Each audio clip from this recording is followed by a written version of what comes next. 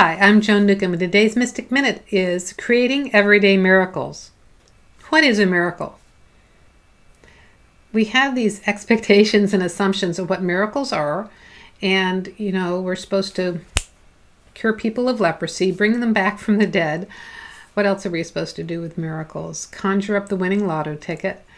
And those things are actually possible. And miracles are definitely things that can happen synchronistically and unexpectedly to you. So you don't imagine this is ever going to happen, and yet this unfolds perfectly and it comes in at just the right time. And for the most part, it feels like it's something outside of your control and outside of your reality.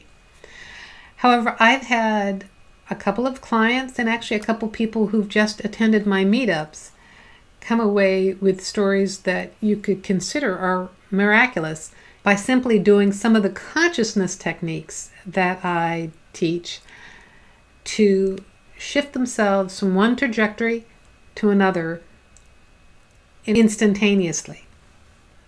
Somebody from the meetups was stuck in Atlanta during the time when Delta's computers all crashed and all their flights were temporarily canceled.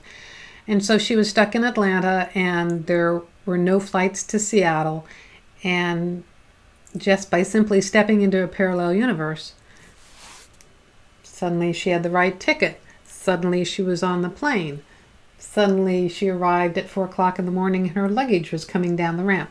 All these things shifted from a whimsical and even playful step in the right direction.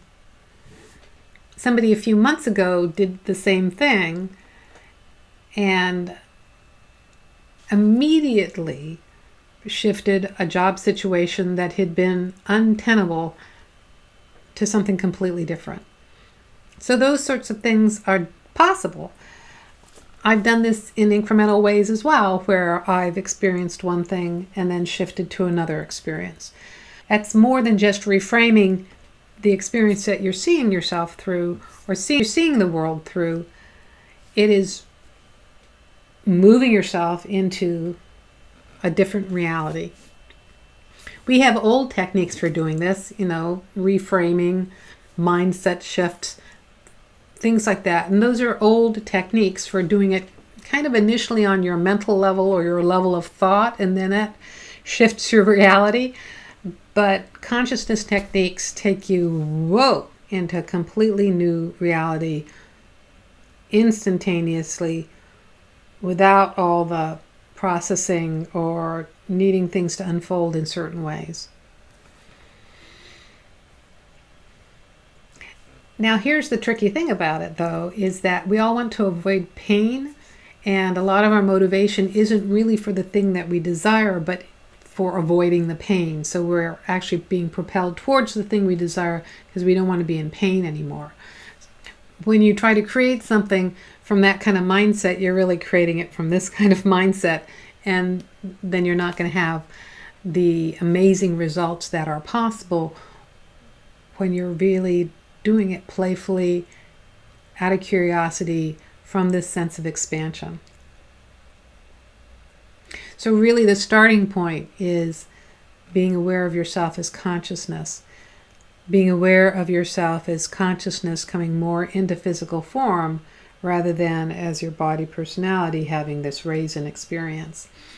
It's experiencing the world as consciousness, which then it becomes this really fun way of navigating. And how am I going to do it today? How am I going to play the game today? Am I going to do it this way or am I going to do it that way?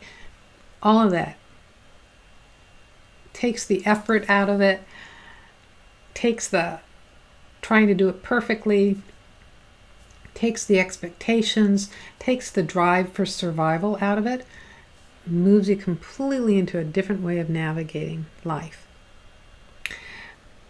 Now, I actually had an experience with a couple of people a while back where I shifted the experience they were having with their end-of-life diseases. And I actually didn't know what I was doing. I was just playing with the energy. And it was so interesting because it extended both their lifespans by a couple of years, which was an interesting cycle. And I can't tell you exactly what I was doing. I was just playing with it this way. Because then now if I try to replicate that in a particular technique, that's going to be my body personality wanting to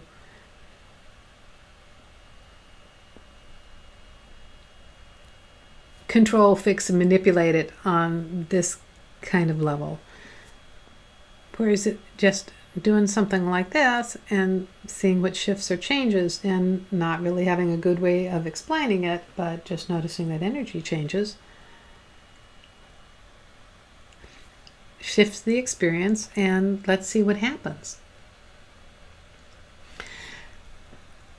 And this is why for many people their old way of working, their old techniques, their old practices, their old law of attraction ways of playing the game aren't working, because we have shifted to a higher way of being in this world. And honestly, consciousness doesn't have any need to control the outcome or has any need to pull on the strings of the puppets in your reality. It's just having a lot of fun being here. And what's the next indicated step? So you can use consciousness techniques for having fun, playing the game, being in the moment. And when you're in the moment, playing the game, that's all it is. Right there, in the present moment, responding to what is. A lot more fun way of being here than the way it was before. So if you like these videos, you can subscribe to them on YouTube, or you can sign up below to get them in your inbox. If you want to know more, my website is joan-newcomb.com. I put out these videos a couple times a week. I put out a weekly radio show and podcast on conscious conversations. I do meetups around the Puget Sound, so I can see you face to face if you're in Seattle, Bellevue, Tacoma, University Place, Lakewood, Olympia, and I've got a new one in Federal Way. I'm going to be doing a workshop in Seattle this coming weekend. I'm also going to be at the Emerald Spiral Expo doing a workshop in a couple of weeks. And if you want to know more about navigating life as consciousness, you want to know more about these consciousness techniques, go to joan-newcomb.com and look at my coaching programs. So go to joan-newcomb.com and I'll see you with another Mystic Minute in a couple of days.